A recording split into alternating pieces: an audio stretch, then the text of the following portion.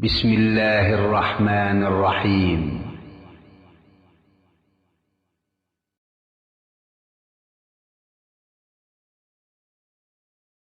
أعوذ بالله من الشيطان الرجيم. قل يا أهل الكتاب تعالوا إلى كلمة سواء بيننا وبينكم ألا نعبد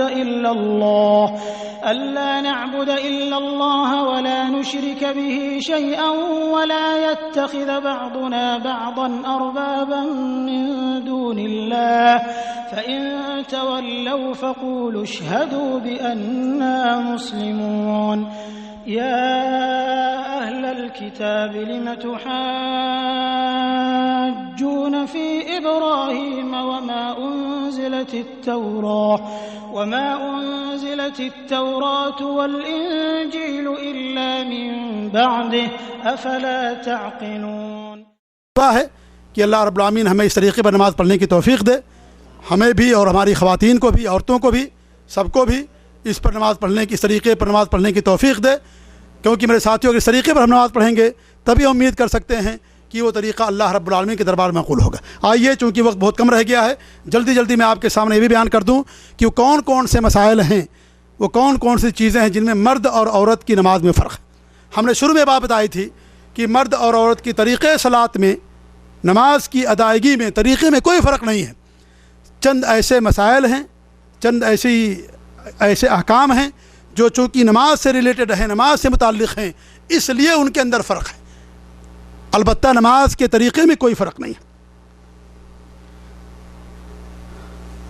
پہلا فرق یہ ہے، تقریباً 10-11 فروق ہیں جو میں نے احادیث کی روشنی میں جمع کیا ہے. پہلا فرق یہ ہے کہ مرد کے مقابلے میں عورت کی صلاۃ گھر میں زیادہ بہتر ہے. مرد کے اوپر جماعت واجب ہے، جبکہ عورت کے اوپر جماعت واجب نہیں ہے. اس کی نماز گھر کے اندر زیادہ بہتر ہے. ہاں، اگر وہ عورتیں گھر کے اندر نماز پڑھتی ہیں اور کئی عورتیں ہیں تو انہیں چاہیے کہ جماعت کے ساتھ وہ نماز پڑھیں، کیونکہ جماعت کا ان کو ثواب مل جائے گا. کوئی ایک عورت کھڑی ہوگی جماعت کے ساتھ نماز پڑھا دے. یہ نہیں کہ ساری عورتیں الگ الگ پڑھیں، نہیں، بلکہ ساری عورتوں کو چاہیے، اگر ایک گھر کی عورتیں ہیں، 5-6 عورتیں گھر کے اندر رہتی ہیں، ان کو چاہیے کہ ان میں ایک امام بن جائے اور سب جو ہے اس کے پیچھے نماز پڑھیں. لیکن جماعت کے ساتھ مسجد کے اندر ان کے اوپر نماز واجب نہیں ہے، جبکہ مردوں کے اوپر نماز واجب ہے. ہاں، عورتیں اگر مسجد میں نماز پڑھنے کے لیے آنا چاہیں تو آ سکتی ہیں، ان کو روکنے کا حق مردوں کو نہیں دیا گیا ہے. البتہ پردے کے ساتھ آئیں، خوشبو لگا کر کے نہ آئیں، زیور کو جھنکار کر کے اور اس طریقے سے اس کو شور کراتے ہوئے زمین پر پاؤں کو پٹکتے ہوئے نہ آئیں. پردے کے ساتھ وہ مسجد میں آ کر کے اگر جماعت کے ساتھ نماز پڑھنا چاہتی تو پڑھ سکتی ہیں. اللہ کے رسول صلی اللہ علیہ وسلم کے زمانے میں باقاعدہ آپ کی جو ہے خواتین آپ کی اور اس طریقے سے اور دیگر صحابیات آپ صلی اللہ علیہ وسلم کے ساتھ جماعت کے ساتھ مسجد کے اندر آ کر کے نماز پڑھا کرتے تھے. دوسرا فرق یہ ہے کہ مرد کا ننگے سر صلاۃ پڑھنے میں کوئی حرج نہیں، البتہ بالغہ لڑکی کے لیے دوران صلاۃ دوپٹہ استعمال کرنا ضروری ہے. اگر آدمی ہے تو سر کھول کر کے نماز پڑھ سکتا ہے، لیکن اگر لڑکی بالغ ہو گئی ہے تو اگر اس کا سر کھلا ہوگا تو اس صورت میں عورت کی نماز یا لڑکی کی نماز نہیں ہوگی. جیسا کہ اللہ کے رسول کی حدیث ہے کہ لا یقبل اللہ صلاۃ حائض الا بخمارها او کما قال رسول صلی اللہ علیہ وسلم، کہ جب اگر لڑکی بالغ ہو جائے جب تک اس کے سر پہ دوپٹہ نہ ہو اس وقت اس کی نماز نہیں ہوتی ہے. تیسرا فرق یہ ہے کہ مردوں کے ساتھ باجماعت صلاۃ ادا کرنے میں عورت کی سب سے بری صف پہلی صف اور سب سے بہترین صف اس کی آخری صف ہوتی ہے. مردوں کے برعکس، مردوں کی سب سے بہترین صف پہلی صف ہوگی اور ان کی سب سے بری صف ان کی آخری صف ہوگی. لیکن عورتیں اگر مردوں کے ساتھ جماعت کے ساتھ نماز پڑھتی ہیں تو ان کی سب سے بری صف پہلی صف ہوگی، جو مردوں زیادہ قریب ہوگی، اور جو مردوں جتنی زیادہ صف ہوگی وہ صف اتنی ہی زیادہ ان کے لیے بہتر ہوگی. چوتھا فرق یہ ہے کہ اگر عورت تنہا ہے اور مرد کے ساتھ نماز پڑھ رہی ہے تو مرد کی بائیں طرف کھڑی ہونے کے بجائے اس کے پیچھے تنہا صف بنائے گی.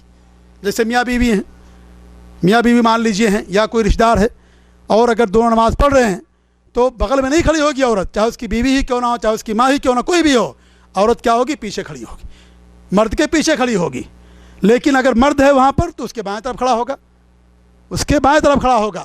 لیکن اگر عورت ہے تو عورت کیا کرے گی؟ پیچھے کے لیے کھڑی ہوگی. یہ فرق ہے مرد اور عورت کی نماز میں. پانچواں فرق یہ، اگر امام صلاۃ میں بھول جائے تو عورت تالی مار کر کے امام کو آگاہ کرے گی، تالی مارے گی اس طریقے سے، جبکہ مرد کیا کرے گا؟ سبحان اللہ کہے گا. ہمارے ہاں لوگ اللہ اکبر کہتے ہیں. اللہ اکبر کہنا درست نہیں ہے. سبحان اللہ کیوں کہا جاتا ہے؟ سبحان اللہ مطلب کہ اللہ کی ذات پاک، کس سے پاک ہے؟ بھول سے، کیونکہ امام بھول جاتا ہے، اس لیے امام کو سبحان اللہ کہہ کر کے یاد دلایا جاتا ہے کہ تم بھول چکے ہو، اس جس سے اللہ کی ذات پاک ہے وہ تم نے وہ تم سے ہو گیا ہے، یعنی تم نماز کے اندر بھول گیا، اس لیے ہمیں سبحان اللہ کہنا چاہیے، اللہ اکبر نہیں۔ یہ عورت، جبکہ عورت کیا کرے گی؟ تالی بجائے گی، اپنے ہاتھ کو اپنے ہاتھ پہ مارے گی، اس طریقے سے مار کر کے عورت مرد کو وہ تنبیہ کرے گی۔ ہاں اگر عورتوں کی آپس میں جماعت ہے اور وہ عورتیں ساتھ نماز پڑھ رہی ہیں، گھر کے اندر پڑھ رہی چار دیواری میں، اس صورت میں اگر کوئی عورت بھولتی ہے تو عورت اللہ جو ہے سبحان اللہ کہہ کر کے عورت کو، مرد کو جو ہے لقمہ دے سکتی ہے اپنے امام کو۔ چھٹا فرق یہ ہے کہ اگر عورت عورتوں کے امام ہے تو سب سے آگے کھڑی ہونے کے بجائے سب کے بیچ میں رہے گی، مرد آگے کھڑا ہوتا ہے، اور اگر عورت عورتوں کے امام ہے تو سب سے آگے نہیں کھڑی ہوگی بلکہ وہ سب کے دوران ہی رہے گی۔ یہاں میں ایک بات بتا دوں کہ ہمارے یہاں ایک بیماری پائی جاتی ہے کہ اگر مسجد چھوٹی ہے یا امام مرد کے ساتھ جماعت کے ساتھ کھڑا ہو رہا ہے تو امام 2-4 انگل آگے کھڑا ہوتا ہے، 2-4 انگشت آگے کھڑا ہوتا ہے اور سارے مقتدی اس کے پیچھے ہوتے ہیں۔ ایسا کرنا درست نہیں ہے۔ اس صورت امام کو چاہیے کہ مقتدی کے ساتھ ہی کھڑا رہے، اس کے آگے کھڑا ہونے کی ضرورت نہیں ہے۔ امام آگے ہونے سے امام نہیں ہوتا ہے، امام کس سے ہوتا ہے؟ چونکہ وہ آگے آگے کہے گا، اس کے پیچھے پیچھے آپ کو کہنا۔ اگر آپ اس کے پیچھے ہیں مان لیجئے، لیکن اللہ کو پہلے آپ نے کہہ دیا، سجدہ پہلے کر لیا، رکوع پہلے کر، آپ کی نماز نہیں ہوگی۔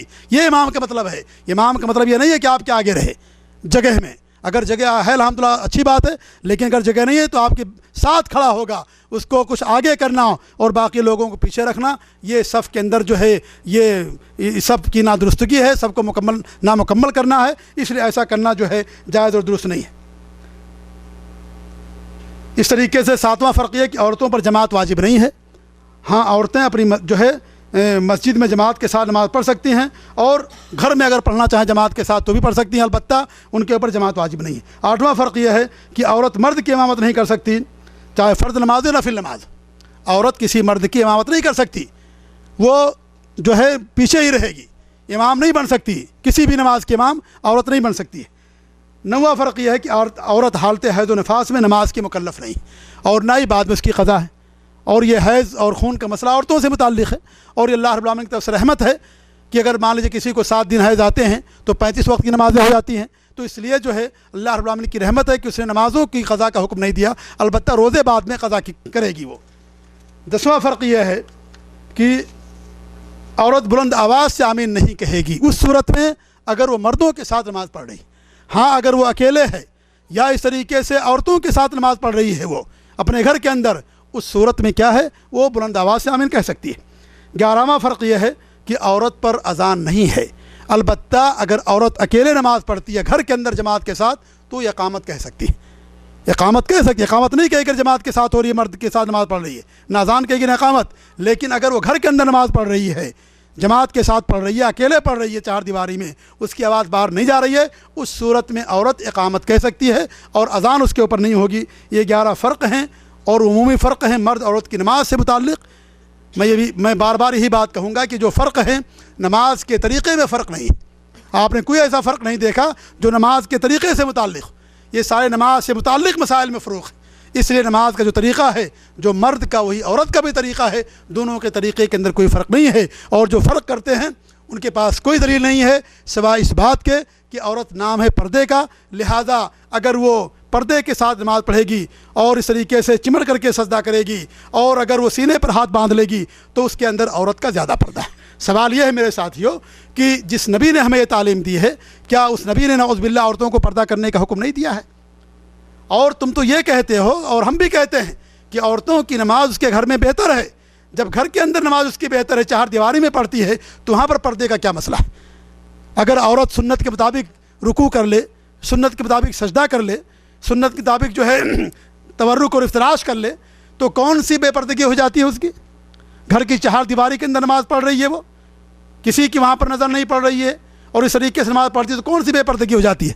تو یہ کوئی بے پردگی اس کے اندر نہیں ہے، یہ ہماری ذہنوں کی سوچ ہے۔ یہ بہرحال کہنے کا مقصد یہ ہے کہ اللہ کے رسول صلی اللہ علیہ وسلم سے نماز کے تعلق سے عورت اور مرد کے درمیان میں کوئی فرق ثابت نہیں ہے اور دونوں کا طریقہ نماز ایک ہی ہے۔